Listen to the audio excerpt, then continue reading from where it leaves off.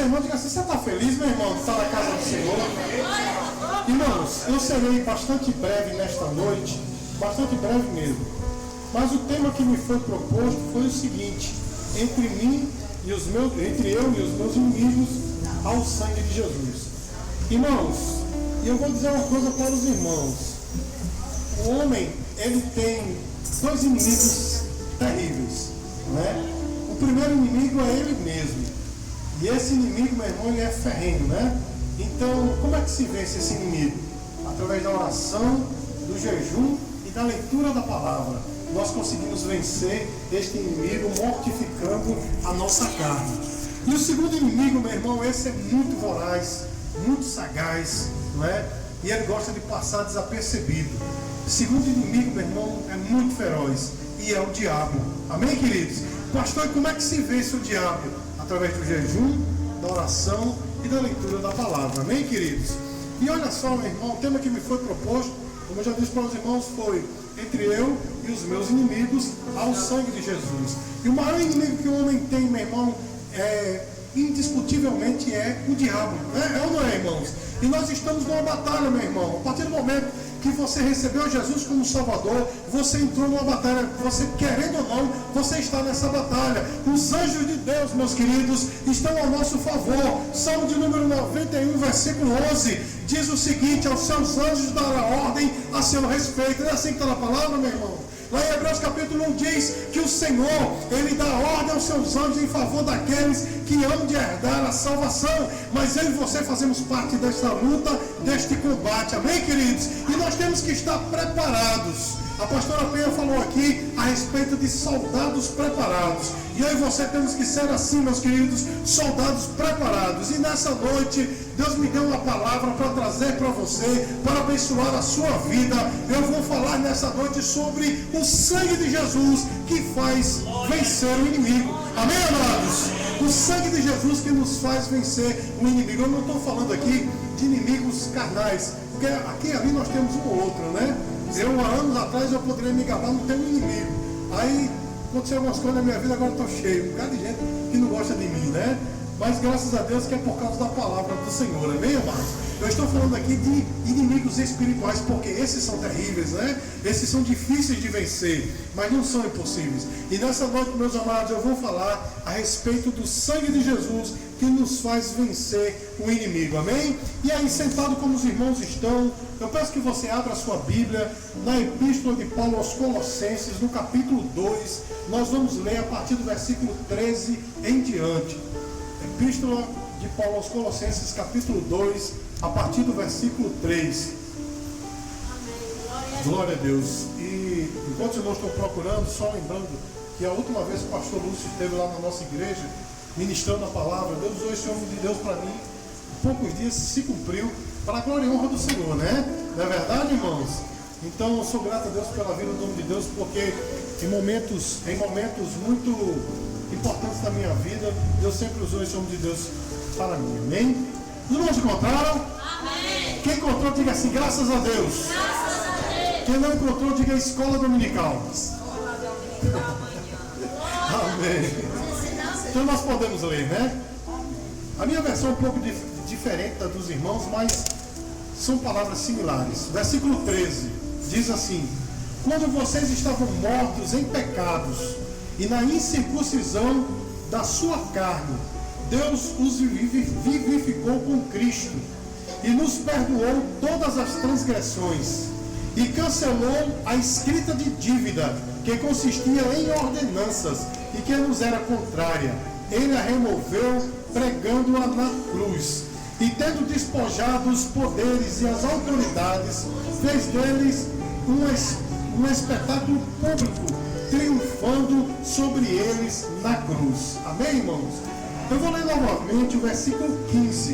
E depois que eu ler esse versículo, eu peço que a igreja repita bem forte. Amém, irmãos? Quem vai repetir? Quem vai repetir? Amém. Depois que eu ler, os irmãos repetem. E tendo despojado os poderes e as autoridades, fez deles um espetáculo público, triunfando sobre eles na cruz. A igreja.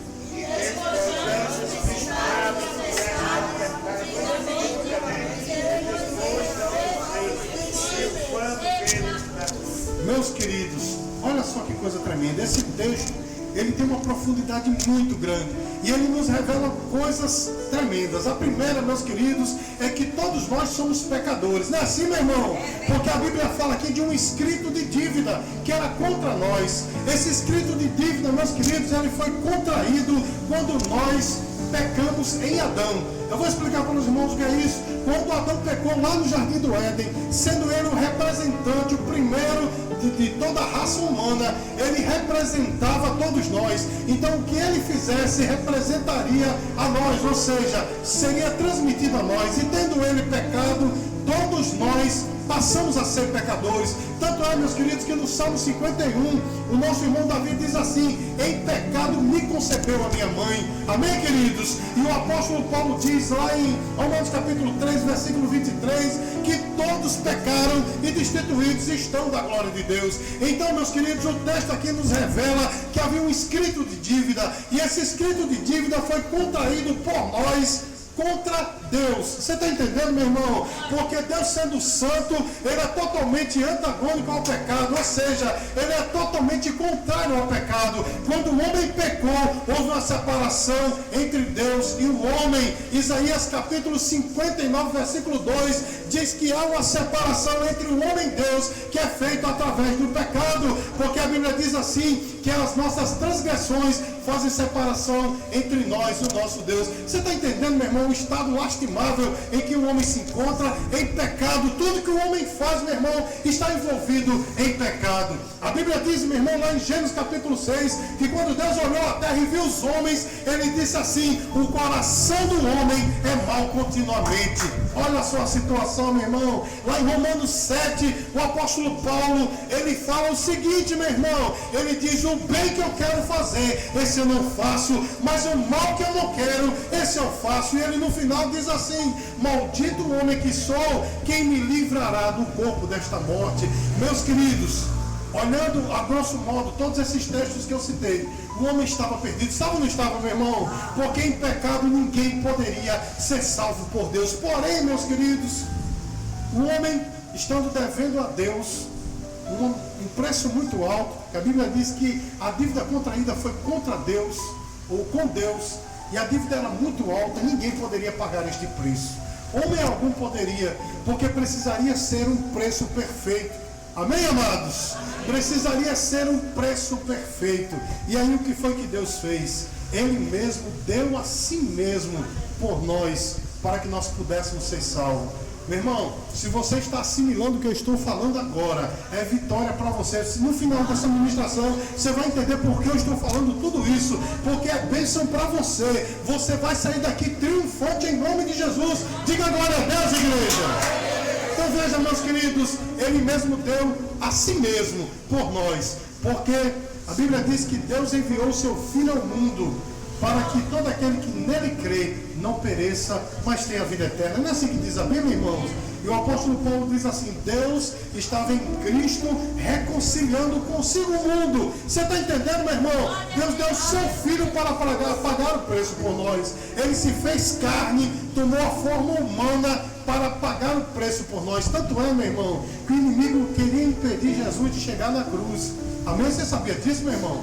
O inimigo queria impedir Jesus de chegar na cruz. Você pode ver, quando ele tinha 2 anos de idade, ele levou até Herodes para matar as criancinhas. Não foi assim, meu irmão? Porque ele queria impedir Jesus de chegar na cruz. Quando o Senhor estava com 30 anos e começa o seu ministério, a Bíblia diz que o Espírito Santo de Deus leva ele ao deserto para ser o quê, irmãos? Tentado pelo diabo. Diga-me forte aí. E nas 3 tentativas, o inimigo, a mensagem dele era: deixe isso para lá e venha me adorar. Não é assim, meu irmão? Ele queria impedir Jesus de chegar na cruz. Lá em João capítulo 6, já no finalzinho, quando Jesus, ele multiplica o pão, a Bíblia diz que a multidão pegou Jesus, colocou nos ombros e queria fazê-lo rei. Era outra tentativa de impedir Jesus de chegar na cruz. Mas a Bíblia diz que Jesus disse: eu não vim para o reino deste mundo, se desvencilhou daquele povo e foi embora sozinho. Você está entendendo, meu irmão? O inimigo queria impedir Jesus de chegar na cruz.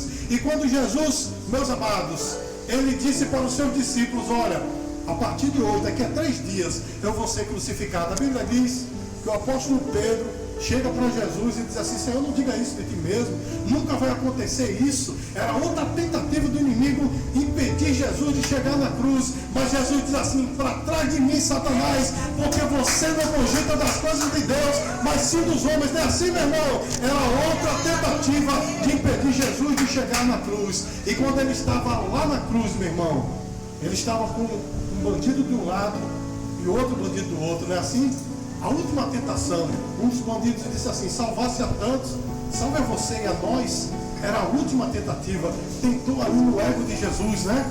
Saia dessa cruz e nos tire daí. E a Bíblia diz que Jesus permaneceu em silêncio. Outro bandido, chamado Dimas, que disse assim: homem, nós estamos aqui porque nós merecemos, ele não. Você está entendendo, meu irmão? O inimigo queria impedir Jesus de chegar na cruz, porque na cruz, meu irmão, foi que ele pagou o preço por mim e por você. Então, a partir de hoje, não acredite nessa história que as pessoas dizem por aí, de que o diabo foi quem levou Jesus para a cruz e que ele ficou feliz quando Jesus foi crucificado. Não, meu irmão, ele tremeu nas bases, porque ali foi a derrota dele, porque foi na cruz que ele foi vencido. Você pode dizer glória a Deus? Então, a primeira coisa, meus queridos, que o texto nos revela é a respeito do nosso pecado, um escrito de dívida. E a palavra de Deus diz, meus queridos, no versículo 14, acompanhe comigo, mantenha sua Bíblia aberta. O versículo 14 diz assim: e cancelou o escrito de dívida que consistia em ordenanças e que nos era contrária. Ele a removeu pregando-a na cruz. Ele removeu como, irmãos? Meu irmão, você está entendendo? Amém. Pregou o meu e o teu pecado lá na cruz.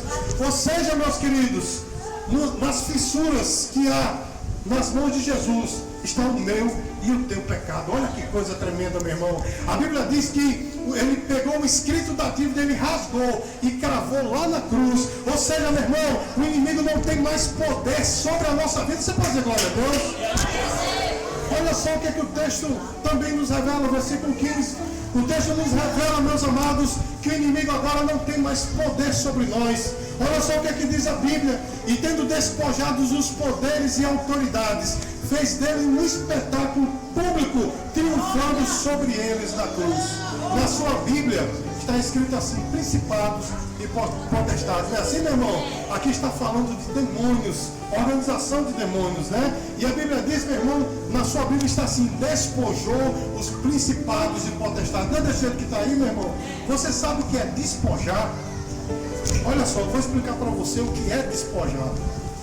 Quando um rei vencia, um general vencia outro, ou um rei vencia outro, ele pegava o general do exército, levava para frente do exército vencido e fazia um espetáculo com ele para humilhá-lo diante dos outros.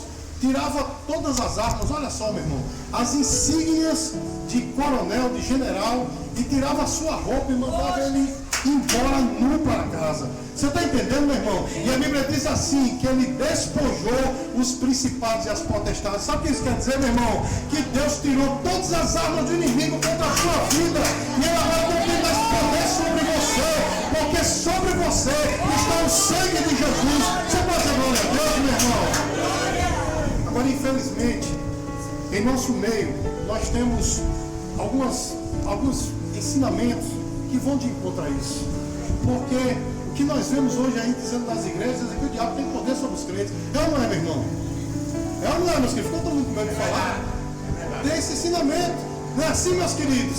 De que o diabo tem poder sobre o crente, que o diabo pode derrubar o crente. Olha, cuidado, senão o diabo vai tomar conta de você. Eu já ouvi falar até de crentes endemoniados, meu irmão. Tenha misericórdia, eu vou provar aos irmãos que o diabo não tem como endemoniar um crente verdadeiro. Diga glória a Deus, meu irmão.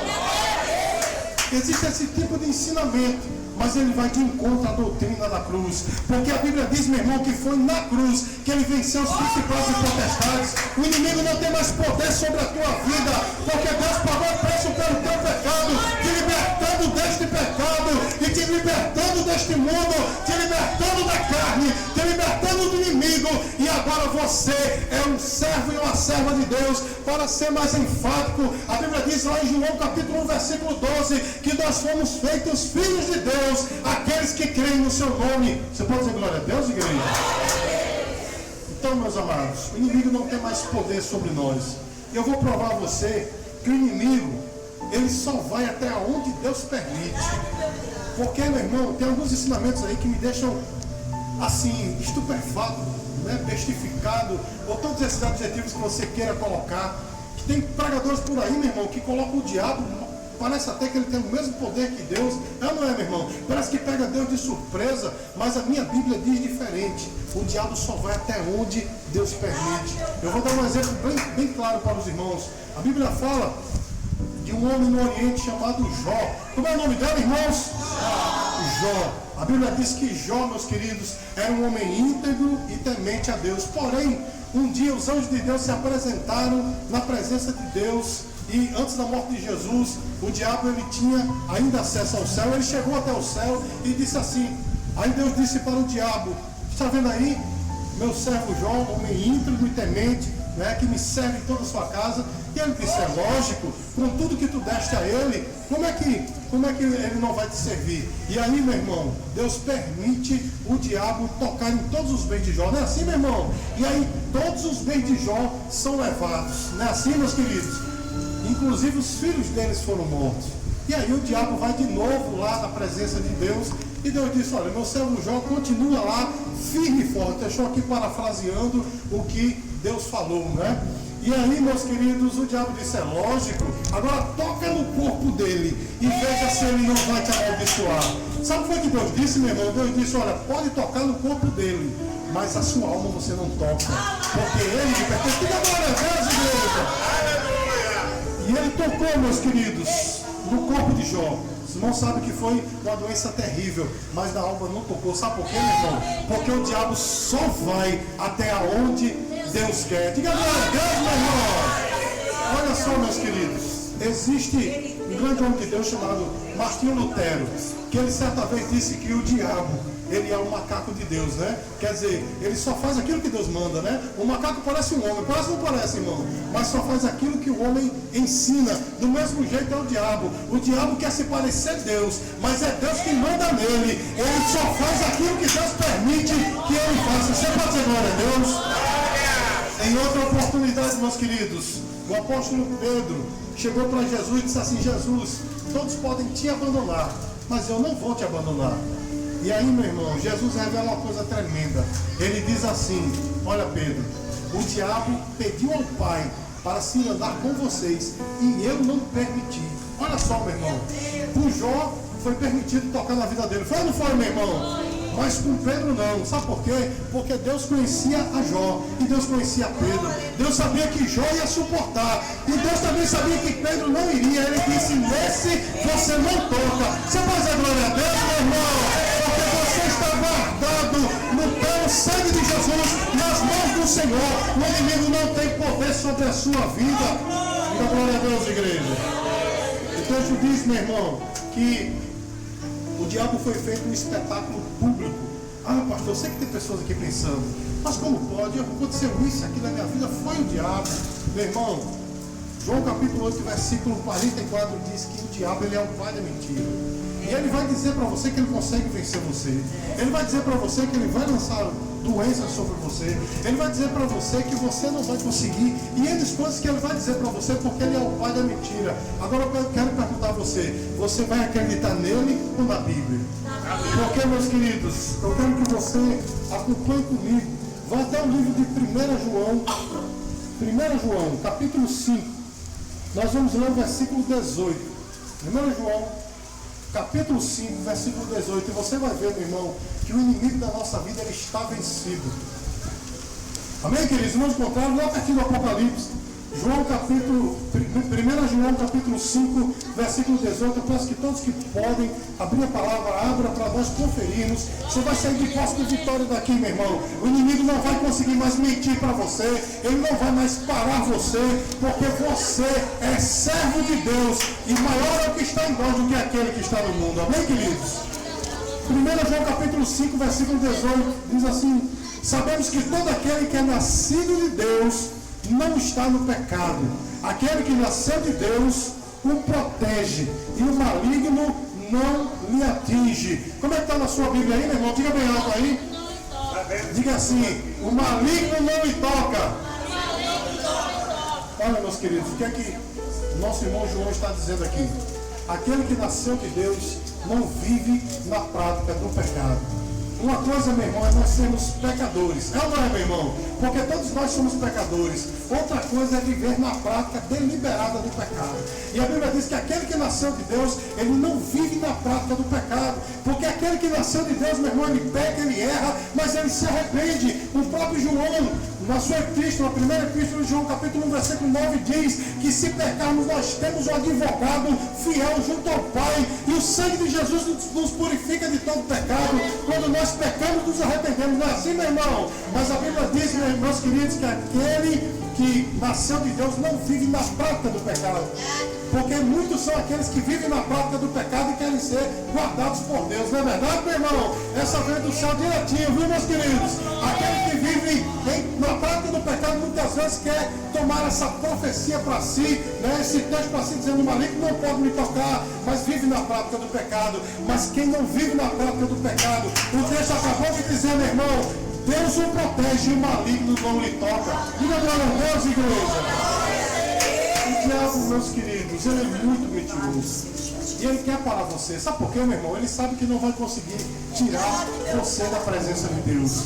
Mas uma coisa mais terrível do que uma pessoa desviada é um crente morto. É ou não é, meu irmão? Crente morto, quando eu falo de crente morto, eu estou falando daqueles crentes parados dentro de casa, né, meu irmão? Que não quer fazer a obra, que não quer vir à igreja, que não quer mais dizimar, não quer mais ofertar, não quer mais cantar, não quer mais ajudar o pastor, a pastora. Não é assim, meus queridos? É a coisa mais terrível do mundo, porque começa a falar mal da igreja, fala do pastor, fala do irmão, fala do padeiro, fala do vizinho. Não é assim, meus queridos? A vida começa a ficar enrolada toda. E é isso que o diabo quer, meus amados. Mas eu estou nessa noite envolvido aqui nesta pregação. Eu fui enviado aqui nesta noite para dizer para você: o maligno não tem poder sobre a tua vida, meu irmão. Levanta a cabeça, porque o preço já foi pago. Diga ao inimigo que ele não tem poder sobre você, porque ele já sabe. Levanta a sua cabeça e vai adiante, porque a vitória é tua em nome de Jesus.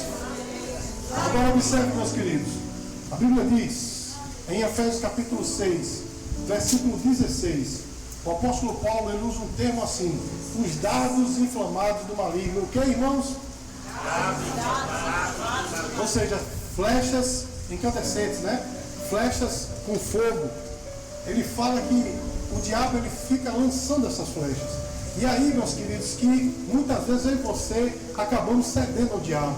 Porque o que são essas flechas, esses dardos? São pensamentos e sentimentos. Foi falado aqui nessa noite, meus queridos, a respeito do perdão. Você sabia, meu irmão, que a falta de perdão é uma seta do inferno, meu irmão? Porque um crente que não perdoa, ele não é perdoado. Olha só, meu irmão, Jesus, quando ele ensinou que a gente chama de oração do Pai Nosso, né? Quando ele ensinou, ele diz assim: perdoa os meus pecados assim. Olha só, perdoa os meus pecados assim como eu perdoo aqueles que pecaram contra mim. Se você não perdoa, meu irmão, eu pergunto: você é perdoado, meus queridos? A Bíblia, em diversos outros textos, fala a respeito disso, de que quando nós não perdoamos o nosso próximo, Deus está, né, irado conosco. Não é assim que diz a palavra, meu irmão? Isso é uma seta do inimigo, meus queridos. Ele não pode parar você, ele não pode possuir a tua vida, mas ele lança setas. E se você não estiver preparado com a palavra, meu irmão, a Bíblia diz que essas setas vão entrar e você vai ceder. Muitos são os sentimentos no coração, os pensamentos que vêm na mente, e o crente vai cedendo. Mas no mesmo texto de Efésios capítulo 6, versículo 16, o apóstolo Paulo fala do escudo da fé. Fala de quê, meu irmão? O escudo da fé, com o qual nós podemos apagar os dardos inflamados do maligno. Então, meu irmão, quando vier esse pensamento maligno na sua mente, esse sentimento perverso no seu coração, ergue o escudo da fé e diga assim: está repreendido pelo sangue de Jesus, e você vai vencer, meu irmão, porque a vitória é tua em nome de Jesus.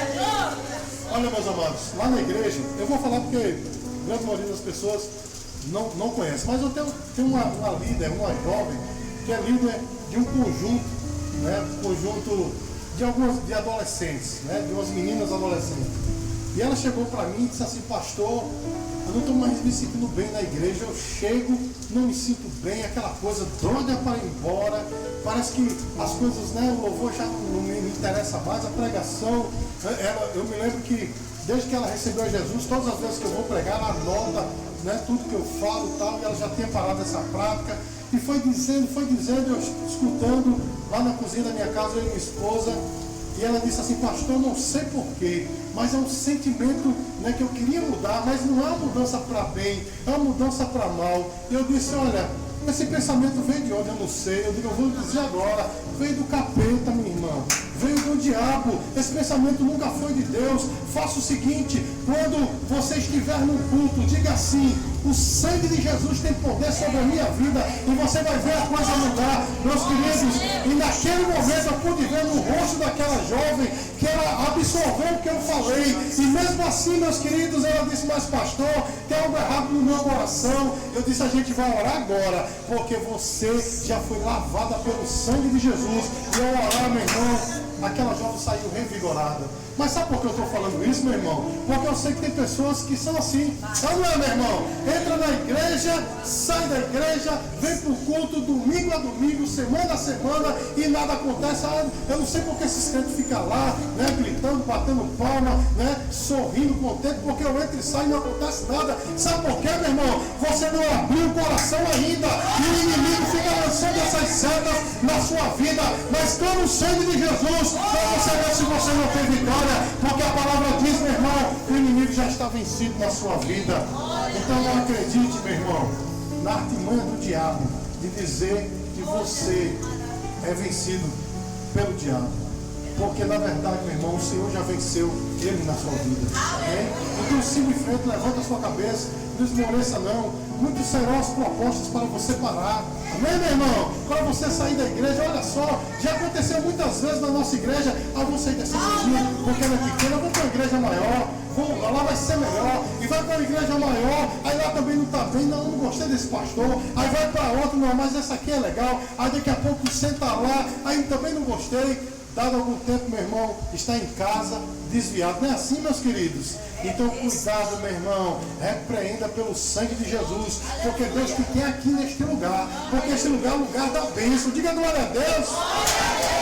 Mas como assim, pastor? A primeira vez que eu venho aqui, como está dizendo que é o lugar da bênção? Sabe por quê, meu irmão? Quando Jacó percebeu que Deus estava no deserto com ele, ele disse assim: este não é outro lugar, a não ser a casa de Deus, a porta dos céus. Meu irmão, onde tem uma casa de Deus, é a porta do céu aberta para você, e a chuva está pronta para cair sobre a tua cabeça. Basta apenas você abrir o seu coração, clamar o sangue do Cordeiro, que já venceu por você.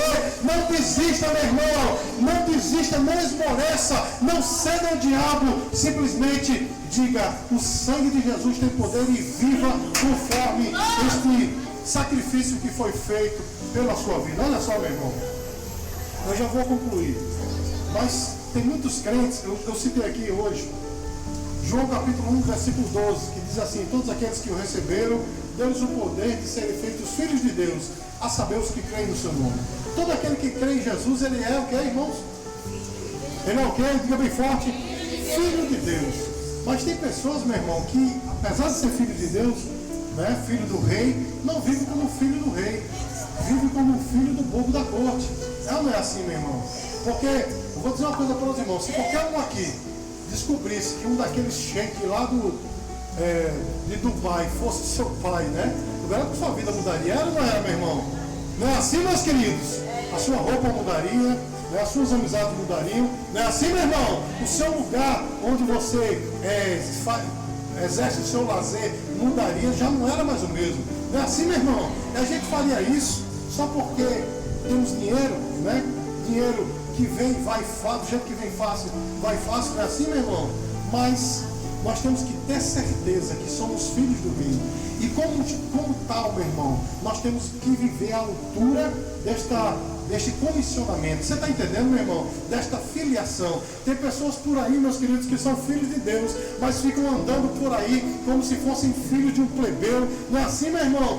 comendo as bolotas do mundo, fazendo o que o mundo proporciona. Não é desse jeito, meus queridos, mas Deus te chamou, meu irmão. Ele pagou o preço, derramou o sangue por você, para que você pudesse viver à altura desse chamamento. Você é filho de Deus, você é filho do rei. Então viva como tal, meu irmão. Não ande por aí comendo as bolotas do inferno. Não, meu irmão. Coma a palavra de Deus e seja filho de Deus. Você é mais do que vencedor. Diga glória a Deus. O apóstolo Paulo disse assim: e em todas essas coisas, está lá em Romanos capítulo 8, né? Em todas essas coisas somos mais que vencedores por meio daquele que nos chamou. Não é assim que diz a palavra, meu irmão? Você sabe o que é ser mais que vencedor? Eu vou lhe dizer agora o que é ser mais que vencedor. Um vencedor, meu irmão, é aquele que correu uma corrida todinha e chegou até o final. É um vencedor. É ou não é, meu irmão? E ganhou, não é assim? Se esforçou, foi lá e ganhou. Mas você sabe o que é um mais que vencedor? É aquele que, por exemplo, um lutador de boxe, de MMA, que está mais famoso agora, né? Quando chega no ringue, amém? O adversário já está vencido. Você está entendendo, meu irmão? Não precisou dar um soco, nem derramar uma gota de suor. O inimigo já estava vencido. Isso é ser mais do que vencedor. Pastor, o que é que eu quero dizer com isso? Eu quero dizer para você que o inimigo já está derrotado na sua vida. É por isso que você é mais do que vencedor. Você não precisa fazer nada mais, derramar o teu suor ou dar nem um soco no inimigo, porque ele já está derrotado na sua vida. Você é mais do que vencedor. Então tome posse dessa palavra, meu irmão. Tome posse dessa palavra e seja um vencedor em nome de Jesus. Dê uma linda salva de palmas para o Senhor. Quero agradecer essa oportunidade em nome de Jesus. Glória a Deus, o que o pastor falou é verdadeiro.